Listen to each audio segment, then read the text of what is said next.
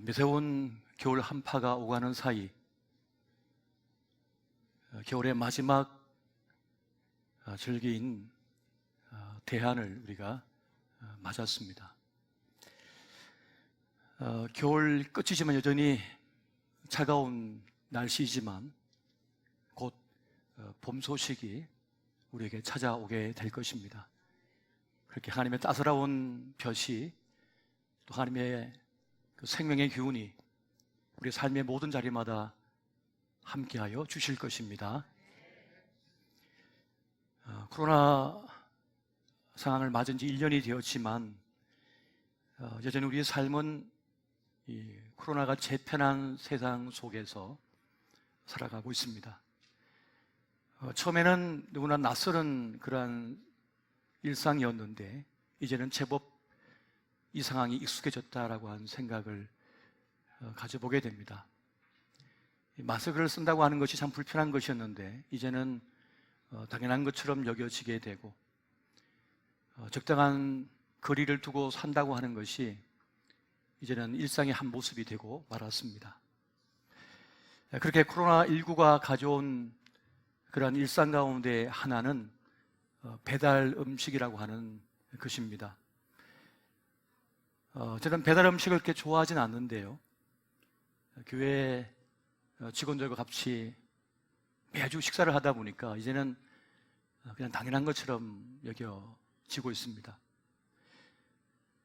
이 배달 음식을 맞을 때마다 참 신기한 것이 이 플라스틱 용기였어요. 이렇게 많은 재료들을 잘 담아 올 수 있을까 싶기도 하고, 그리고 식사 끝나고 나서 정리할 때 보면 이 산더미처럼 쌓이는 이 플라스틱 어떻게 하나 하는 생각도 가져보게 됩니다. 20세기의 가장 위대한 발명품 가운데 하나가 이 플라스틱이라고 하죠. 신이 만든 작품과도 비교될 만하다라고 할 정도로 칭송받았던 것이 이 플라스틱이었습니다. 하지만 썩지 않는 것 때문에 이것이 생태계에 위협이 되고, 그리고 우리 인간 생존에도 치명적인 그런 위험이 된다는 그러한 연구 결과 발표도 우리가 보고 있습니다. 그렇게 생각해 볼 때 이 썩는다고 하는 것, 이 죽는다고 하는 것이 참 중요한 것이구나 하는 생각을 가지게 됩니다. 예수님께서 말씀하셨습니다. 한 알의 밀이 땅에 떨어져 죽지 아니하면 한 알 그대로 있고 죽으면 많은 열매를 맺느니라. 예수님께서는 자신의 죽으심을 통하여 많은 생명들을 구원해내신다라고 하는 그 말씀을 우리에게 주신 것입니다. 그 십자가의 죽으심, 그 깨어짐이 생명을 살리는 역사를 이뤘다고 하는 것이죠. 그렇게 하나님의 생명의 역사, 그 섭리적 지혜에는 바로 십자가가 있음을 우리는 기억하게 됩니다.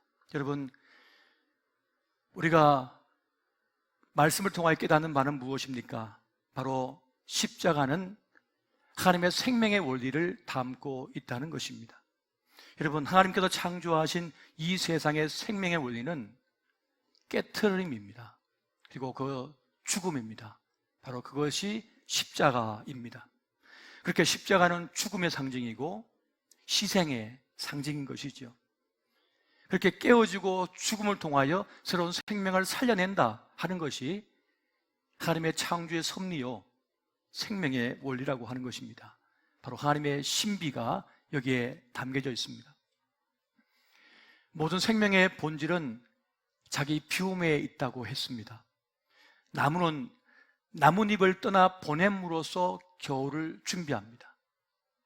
그 나뭇잎이 다 떨어져 나가야만 그 나무는 차가운 겨울을 살아낼 수가 있는 것입니다.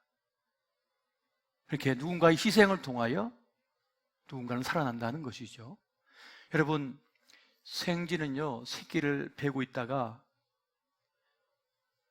어떤 어려운 상황이나 자신이 죽게 되면 살기 위해 뱃속에 있는 새끼를 녹여버린답니다. 하지만 사람은 자기 몸속에 있는 아기를 살리기 위하여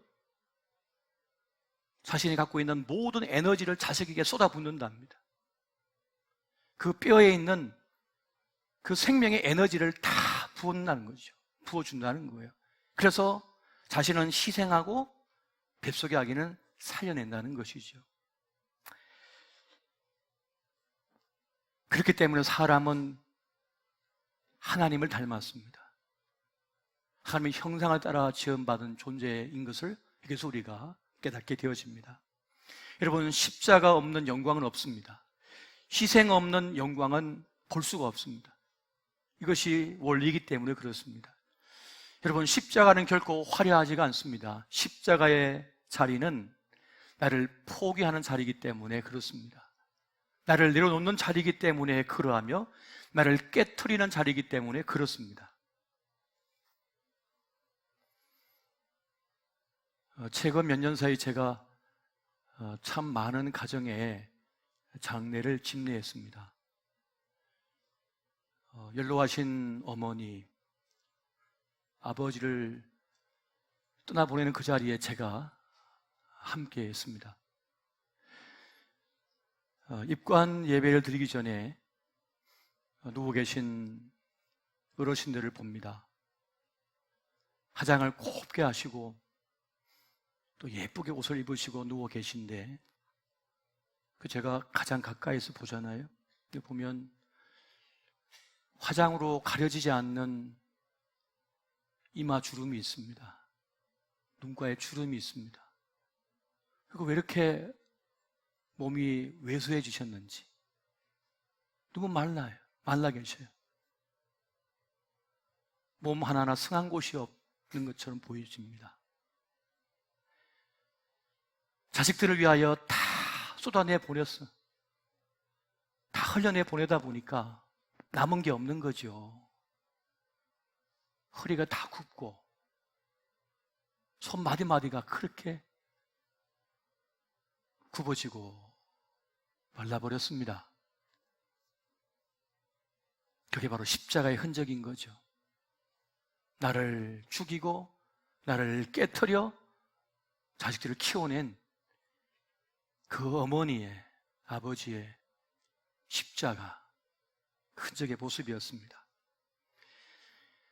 사랑하면 내 것을 깨트린다고 합니다.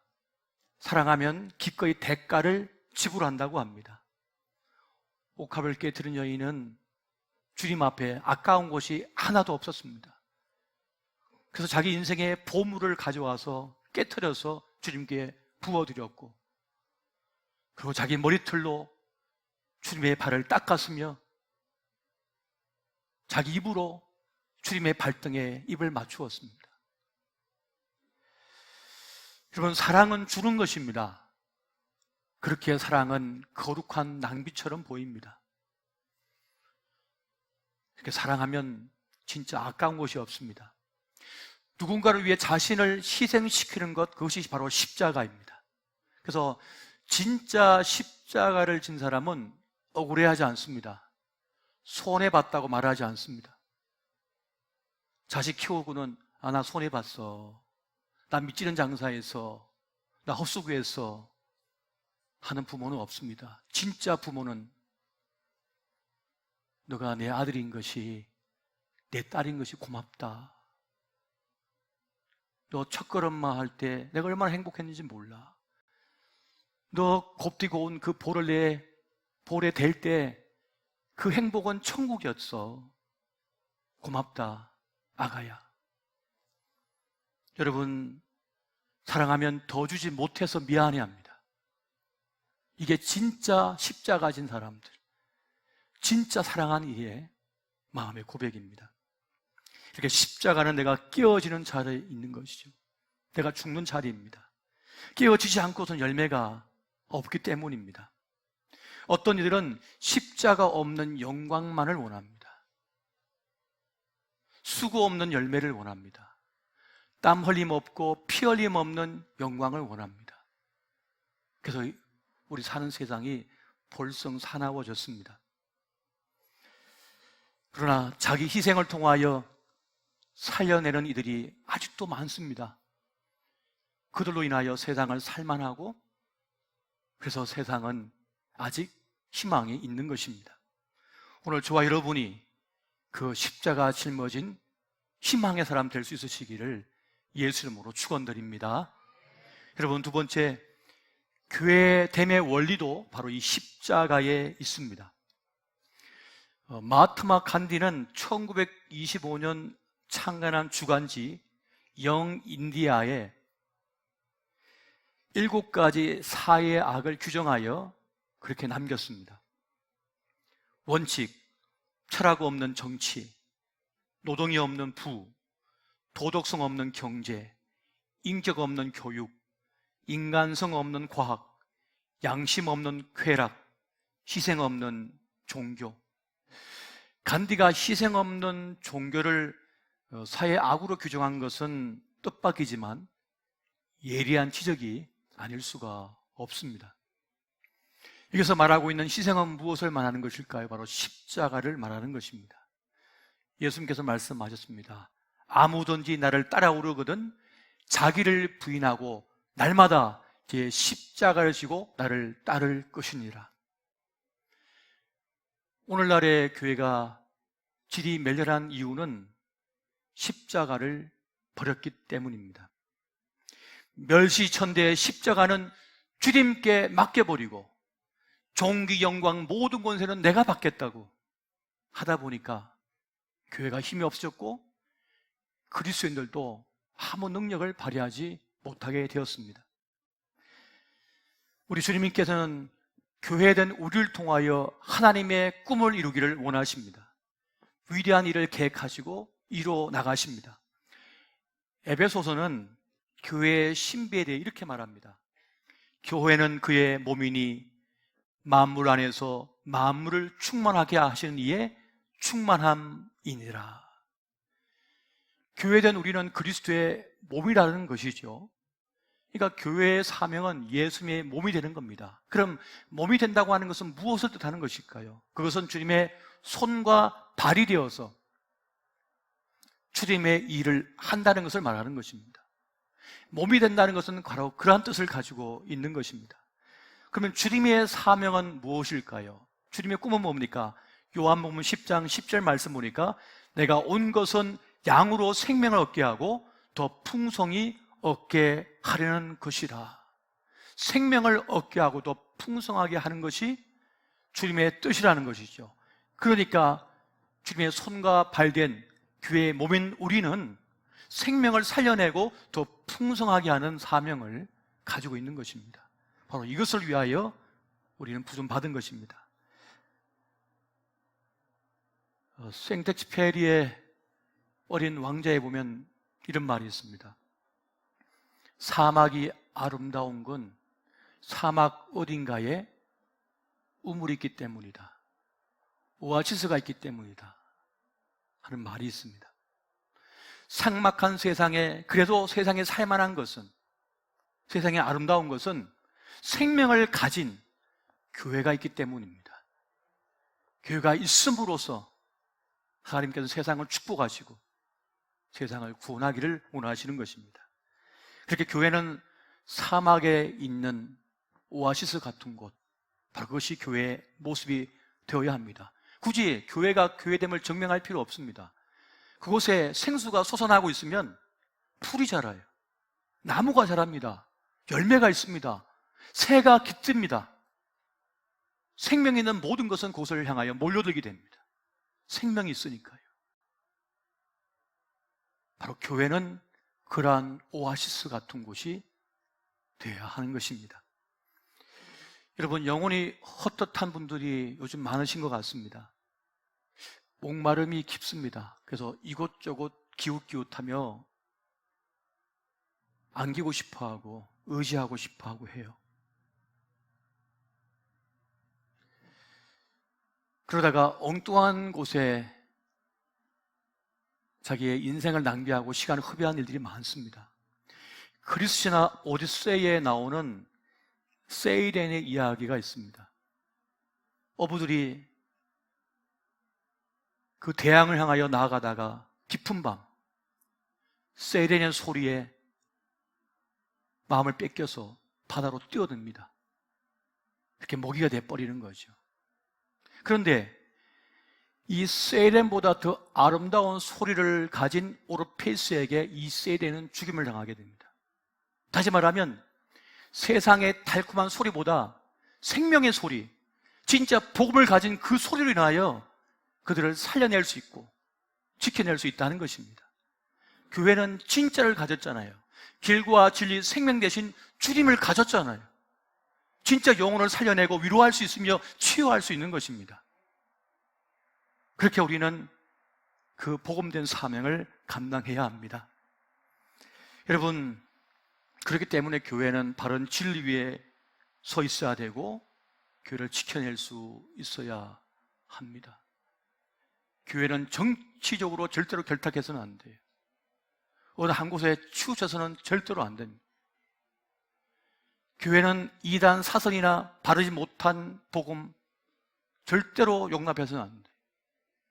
더디 가고 좀 미련해 보이고 답답해 보여도 오직 말씀이 말씀하는 대로 서서 복음을 지켜내야만 하는 것입니다. 그렇게 될 때 진정한 생명을 가진 복음을 가진 교회로 남을 수가 있게 되어지는 것입니다. 세 번째, 여러분, 참 신자됨의 원리도 바로 이 십자가에 있습니다. 지난 주간 저는 말씀 묵상을 하는 가운데 십자가와 믿음에 대해서 깊이 생각을 하게 됐습니다. 예수님께서는 등불을 켜서 동경 아래에 두른 법이 없다고 하시면서 밝히 드러나게 돼 있다, 이렇게 말씀을 하십니다. 또 하나님의 말씀을 듣고 따르는 자만이 나의 가족이다, 그렇게 또 말씀을 하십니다. 또 한편으로는 풍랑이는 바다에서 이 제자들이 두려워하니까 이렇게 말씀하시죠. 너희 믿음이 어디 있느냐? 왜 이렇게 두려워하느냐? 내가 있는데, 하시면서 그들의 믿음 없음을 꾸짖는 장면을 우리가 보았습니다.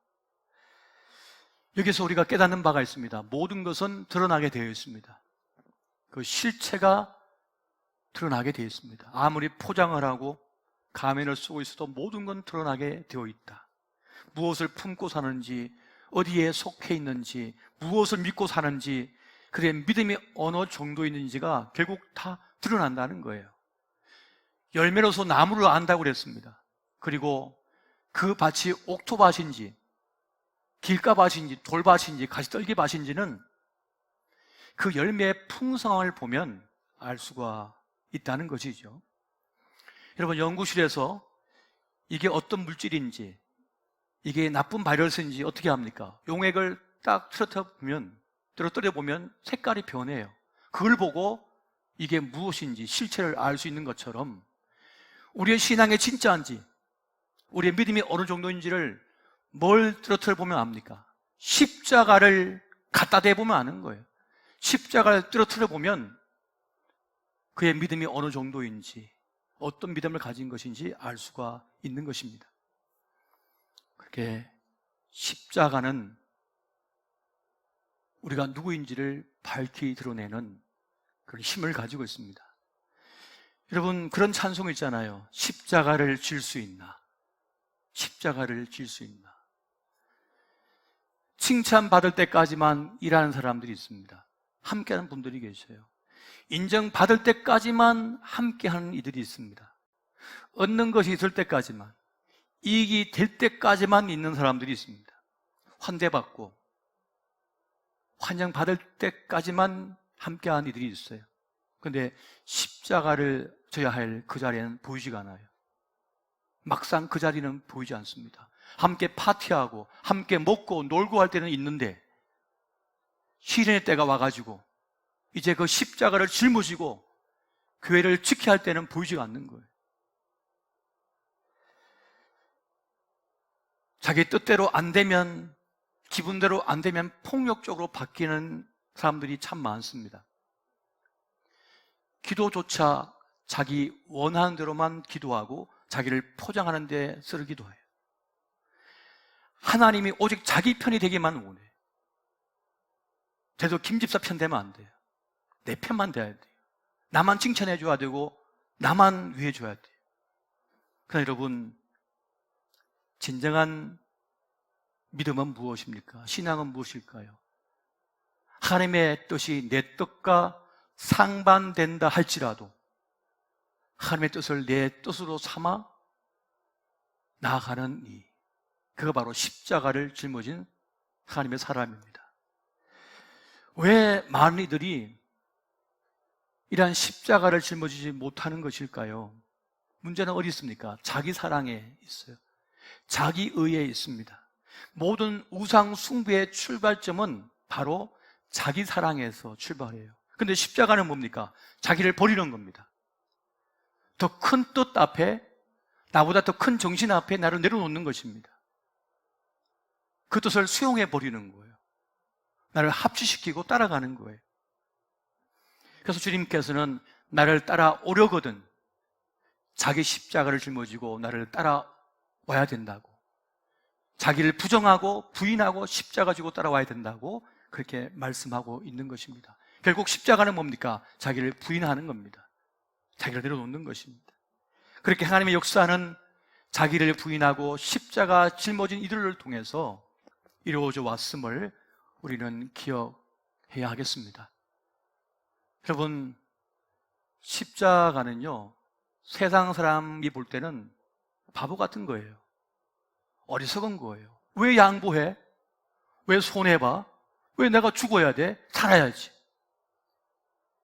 나는 항상 상석을 차지해야지.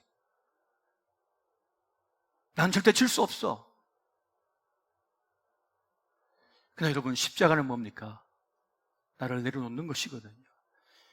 고린도전서 1장 18절 말씀을 같이 한번 보겠습니다. 시작. 십자가의 도가 멸망하는 자들에게는 미련한 것이요 구원을 받는 우리에게는 하나님의 능력이라. 아멘. 아멘이십니까? 세상의 눈을 보면 이거는 바보예요. 어리석은 거예요. 그런데 하나님의 신비는요, 십자가입니다. 생명의 원리가 여기에 있는 것입니다. 여러분, 십자가는 하기 싫은 일을 억지로 떠맡는 것이 십자가가 아닙니다. 십자가는 누군가를 위하여 기꺼이 나를 희생 제물로 바치는 겁니다. 이게 십자가의 본 모습인 거예요. 누군가를 살리기 위하여 나를 헌신시키고 나를 희생시키는 것을 말하는 것입니다. 지난 주간 우리가 후원하고 지원하고 있는 많은 선교사님들이 현장의 소식을 알려왔습니다. 어떤 남아프리카의 선교사님은 양쪽 폐가 다 망가져서 지금 응급실에 들어가셨어요. 이 코로나 상황임에도 불구하고 쓰러져 가는 이들을 돌보고 그 장례를 치러주고 함께 하다가 전이가 됐습니다. 그래서 제가 우리가 지원하고 있는 한 선교사님 보고 그랬어요. 저하고 막연한 사이라 작전상 후퇴를 하죠. 그랬더니 아니에요. 하나님께서 가라 명하시면 갑니다. 남아공에서 함께 사역하던 사역자들이 코로나로 인하여 며칠 전에 사망하셨대요. 자기가 들어가서 장례도 치르고 사역도 계속해야 되고 그 마을 부락을 돌봐야 된다는 겁니다. 지금이야말로 그들과 함께 땀 흘리고 함께 피 흘리고 함께 죽고 함께 살 때라는 거예요. 위험하다고 다 후퇴해가지고 숨어 있을 때가 아니라는 거죠. 지금이야말로 함께 가서 함께 그들 어루만지고 있어줘야 된다는 거예요. 딸 넷을 데리고 들어갔습니다. 여러분, 교회는 이 세상의 보석과 같은 것입니다. 교회됨은 십자가를 짊어질 때입니다. 왜 우리 삶이 힘이 없습니까? 왜 기쁨과 이 희열이 느껴지지 않습니까? 나만을 위하여 모든 걸 쓰려고 하기 때문에 그렇습니다. 그 이직인 욕망 속에 빠져들려고 하기 때문에 그렇습니다. 사단은 예수님의 그 금식 기도에 들어와서 시험하고 유혹했던 것처럼 우리에게도 유혹하고 시험하고 있습니다. 뭐하러 금식해? 네가 다 먹지 만들어서. 너 입속에 집어넣으면 되지. 왜 세상에 떡이 되려고 그러냐? 네 한 몸은 건사 잘하면 되지. 뭐 그렇게 십자가 지려고 그러냐? 세상 영광 다 줄게. 세상 영광 다 받아. 그래서 주님께서는 그 영광, 그 세상 영광 덧없다 하시면서 십자가의 영광을 짊어지고자 하셨습니다. 여러분, 이 세상 영광 받아봐야 뭐 합니까? 땅 많이 가지면 뭐 합니까? 땅 관리밖에 더 합니까? 아파트 관리밖에 더 합니까? 고양이 관리하다가 인생 끝내실 거예요? 영혼을 돌보고 복음을 전하고 상처 입은 영혼들을 우리가 살려낼 때, 그때 우리는 진정한 인생의 기쁨과 보람을 느끼게 됩니다. 인생은 밥만 먹고 살 수 없습니다. 우리 인간은 보람을 먹고 삽니다. 의미와 가치를 먹어야만 살아낼 수 있는 존재입니다. 그래서 우리 어머니들이 자기 몸에 있는 걸 모두 그렇게 갈아내서 자식에게 먹인 거 아닙니까? 살려내겠다고 뼈를 갈아놓고 살을 찢어놓고 내 인생을 다 찢어서 그 아이 입으로 다 넣어줬잖아요. 그것처럼 한 영혼을 살리는 것, 이 사회를 살리는 것, 지구촌 살리는 것, 바로 교회가 십자가 질 때 그 일을 이루게 되는 것입니다. 오늘 저와 여러분이 바로 그 부르심 앞에 서 있습니다. 그 교회에 대한 사명을 감당하시기를 예수 이름으로 축원드립니다.